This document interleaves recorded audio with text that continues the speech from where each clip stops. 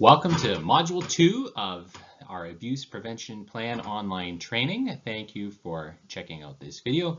Module 2 will deal exclusively with understanding how it works when minors are volunteering at programs. So with minor serving, it always becomes a bit of a complicated question to understand because we need to recognize that while we want to empower older kids to help and volunteer and gain experience in those ways, we are still equally as responsible for them and their care as we are for the younger kids. So that's what we're going to work through understanding in this module. So to start, we'll look at our philosophy for minors serving as volunteers. The church will make every effort to provide a safe and secure environment for all minors. Again, that includes younger kids in a program as well as older kids helping out to run the program. The church also desires to empower those minors to grow in their abilities and service of Christ.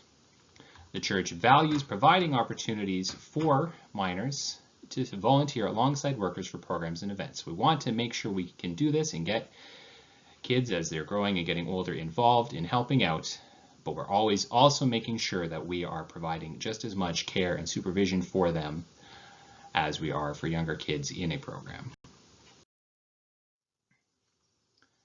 So no one under the age of 18 shall be placed in a position of trust with younger minors. Position of trust are leadership roles that may place the individual in situations where they are involved in making decisions about the health or welfare of those in their care or providing intimate care of babies, infants, and younger minors. So we want to have students helping out, but they are not the ones in charge of the kids and making decisions for younger kids. So no one under the age of 18 is ever considered as supervising other minors. Rather, the workers are always supervising them. Therefore, we would not allow them to be alone with other minors. We want to make sure that we're giving opportunities for kids to be getting involved in volunteering and service and using their gifts and helping others at any age that can begin. But we have a special category that we call designated helpers, which is defined as any minor in grade 6 or above wishing to volunteer at a program or event for which he or she is older than the target age. So kids can be helpful and find ways to support what's going on at any age, even if they're part of the program. But this is a separate category where the student is agreeing ahead of time to help support the program that he or she is too old for. The designated helpers always serve alongside adult workers. Again, they are not running the program, they are supporting the adults in running the program. Ministry leaders should provide clear expectations for the designated helpers and the volunteers regarding the role he or she will have in assisting the workers for a program or event. So how does somebody become a designated helper? Well, this would be people that have been consistently attending a program or event at Trinity for at least 6 months, so people that we know. And these people will complete the designated helper information and declaration package. And that package also has a component that the parent and guardian would read and sign so that both the student and the parent guardian are on the same page. And there is a quiz that the designated helpers would complete. Criminal records checks are not required for them as they're under 18, but a completion of a recognized babysitting course is required in order to help with kids in the nursery, and we would keep a copy of that certificate in the office. So what will the designated helper be able to do?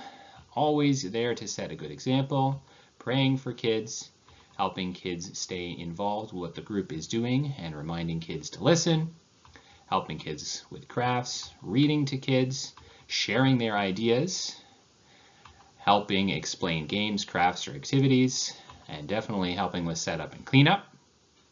Those are some good examples of things that we want to empower people to do. Now, what things is a designated helper not able to do? They would not be the ones taking kids to the bathroom or changing diapers. They would not drive anybody around. A designated helper would not be able to contact a child through social media on behalf of the church. Designated helpers are not able to take pictures or videos. They would not be in a room alone with kids without an adult there. They are not involved in disciplining the younger kids. They will not be making decisions about the health or welfare of a child. They would not be the ones responsible for registration or dismissal. All right, now let's talk about how having older students helping out, how that impacts the ratios of how many kids we can have compared to the number of adults that we have in a program. So if a designated helper is close to the target age of the program or event, he or she is included in the count along with the program participants when considering ratio limits. Whereas if a designated helper is sufficiently older than the target age for the program or event, he or she is not included in the count along with the program participants. All right, let's unpack what that means a little bit more specifically. So if we take a look at this chart, it is illustrating the age gaps that we'd be looking for in order for a designated helper to be considered sufficiently older so as to not be counted with the program participants in factoring out the ratio limits.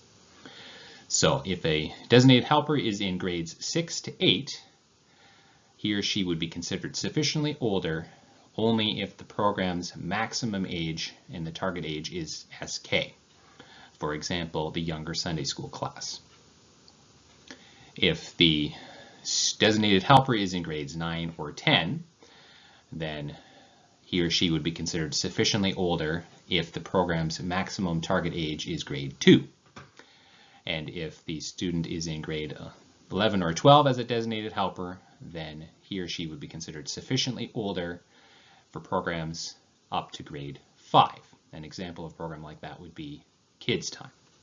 So in the case where the designated helper is sufficiently older so as to be not included with the program participants, we would allow each worker to supervise one designated helper over and above the maximum number of program participants set by the applicable ratio. Okay, well, we're going to take a look at a couple of examples to help make this clear. So here's our first example. We'll consider 3 workers and 1 designated helper that is in grade 7 supporting a program that targets minors from JK to grade 5. So an example of a program like that is Kids Time. Okay? So in this case, with 3 adult workers and 1 designated helper in grade 7 for a program targeting JK to grade 5, what is the maximum number of program participants? So to figure that out, first we need to understand what the ratio that applies. And in this case, it would be a 1-to-5 ratio for kids under, is the youngest target group within there is the SK, JK, SK group, which is a 1-to-5 ratio. So that's the ratio that would apply.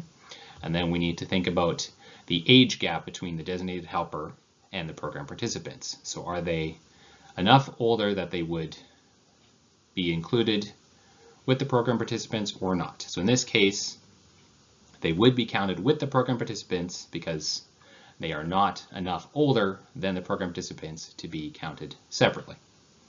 So in this case, with 3 adults for a program grades up to grade 5 and 1 designated helper in grade 7, the maximum number of kids in the program would be 14. Because that's 1, then count the designated helper, who takes 1 of the 15 possible spots of 3 adults times 5 kids for the 1-to-5 ratio.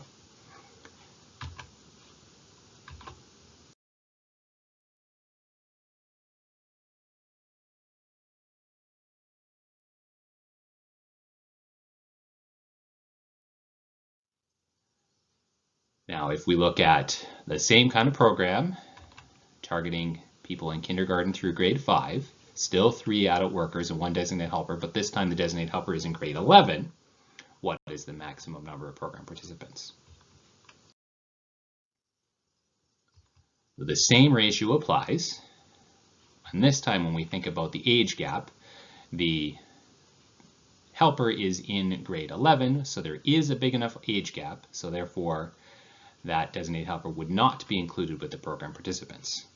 So now we can have up to 15 participants because the designated helper is counted beyond that. And we allow up to 1 designated helper per adult. So if there were 3 designated helpers in grade 11 or 12, then that would still allow 15 program participants.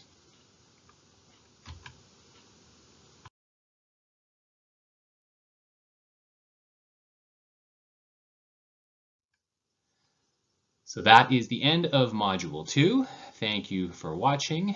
If you have any questions, you can always ask. There is a form on the website that you can fill out to send those questions in. And we look forward to seeing you in Module 3.